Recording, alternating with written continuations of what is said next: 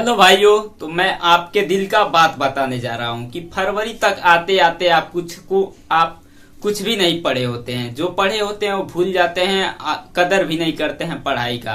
आज इसी टॉपिक पे हम चर्चा करेंगे कि आप लोग कैसे मिस्टेक करते जाते हैं। तो मेरा भी वही काम था मेरे भाई। जब हम लोग पढ़ते हैं स्टार्टिंग में, जैसे मैं आपको अब पढ़ा रहा हूँ शुरुआत से चैप्टर 1 से, तो आज पढ़ाएंगे तो आप जाएंगे बेग लेकर, लाद के आएंगे, लाद के जाएंगे, पढ़ेंगे कुछ नहीं, घर पे जाएंगे बेग फेंक देंगे, मतलब कुछ नहीं है मेरे भाई। तो डेली आपको क्या करना है, कैसे आप लोग को 100 में 100 नंबर लाना है एग्जाम तक जाते जाते, वो भी ज्यादा मेहनत भी नहीं करना है मेरे भाई। तो मैं आपको एक ट्रिक बताता हूँ मेरे भाई। आप लोग एक ट्रिक हमेशा यूज कीजिए, क्योंकि बिना इसके आप लोग कभी भी सक्सेस नहीं हो पाएंगे। तो लाइफ में ये आपको करना ही है, बिना ट्रिक लगाए नहीं पढ़ पाएंगे। चाहे किसी का भी तैयारी आप लोग करेंगे, आपको ये ट्रिक आजमाना चाहिए। एक बार आजमा के देखिए, अगर नंबर नहीं आएगा तो आप लोग मुझे अनसब्सक्राइब कर दीजिए, मुझे कमेंट में गाली दीजिए।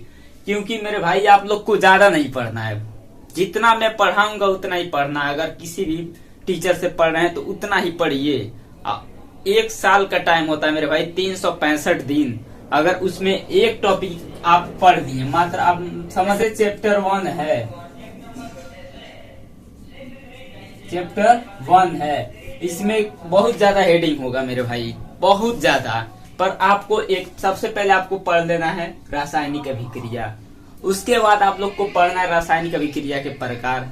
तो जो रासायनिक अभिक्रिया पहला हेडिंग हो गया मेरे भाई, वो पहले दिन ही आपको तैयार कर लेना है। पढ़ें, आपको तैयार हो गया। अब कल पढ़ेंगे हम लोग दूसरा हेडिंग, तो सीधे आपको पढ़ना है दूसरा हेडिंग, उसके प्रकार। उसके बाद प्रकार के बारे में जानना है। चैप्टर खत्म हो जाएगा 3 से 4 दिन में, आप पूरा हेडिंग आपको याद रहेगा। अब दूसरे चैप्टर पे आप आ गए हैं, दूसरा चैप्टर भी आपको वैसे ही पढ़ना है मेरे भाई। अगर ऐसे आप लोग पढ़ने लगे एक दिन में एक हेडिंग, मैं वैसे ही पढ़ाऊंगा, ज्यादा नहीं, मात्र एक हेडिंग पढ़ाऊंगा, वो भी आपको कमेंट करना है कि आपको याद हो गया कि नहीं, समझ भी आना चाहिए मेरे भाई। तभी आप लोग अच्छा नंबर ला सकते हैं, अच्छा रैंकर हो सकते हैं। तो आप लोग को इतना काम करना पड़ेगा मेरे भाई।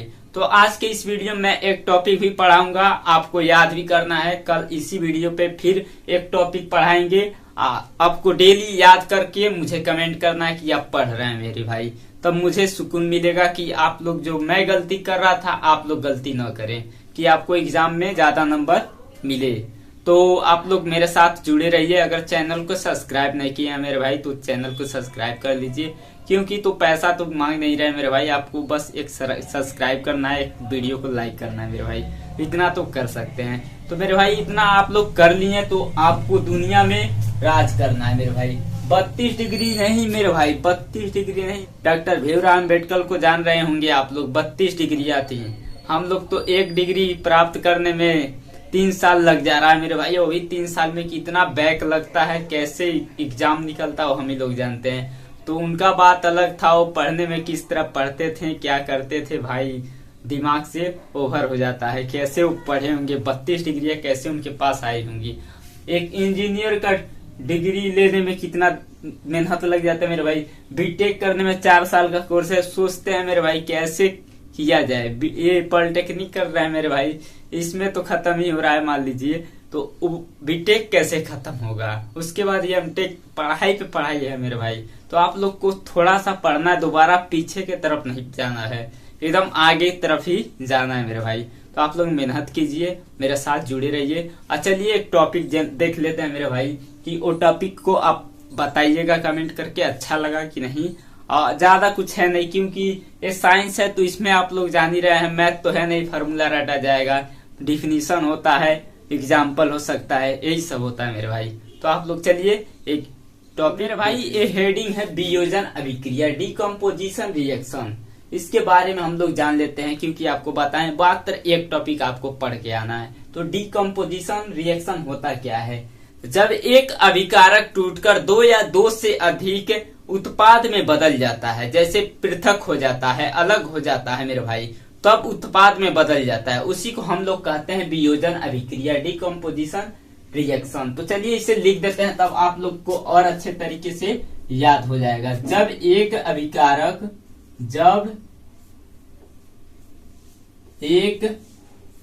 अभिकारक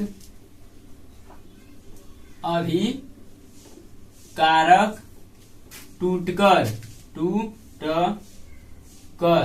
या अलग टूटकर या वियोजित होकर या अलग होकर। जब एक अभिकारक टूटकर दो या दो से अधिक, दो या दो से अधिक उत्पाद में बदल जाता है, उत्पाद में बदल जाता है तो इसे वियोजन अभिक्रिया कहते हैं। वियोजन अभिक्रिया कहते हैं। तो मेरे भाई आप लोग परिभाषा को एक बार और मेरे साथ पढ़ लीजिए। जब एक अभिकारक टूटकर दो या दो से अधिक उत्पाद में बदल जाता है तो उसे वियोजन अभिक्रिया कहते हैं, डिकम्पोजिशन रिएक्शन कहते हैं मेरे भाई। तो अब सीखते हैं एग्जाम्पल के थ्रू इसका एग्जाम्पल क्या होता है मेरे भाई।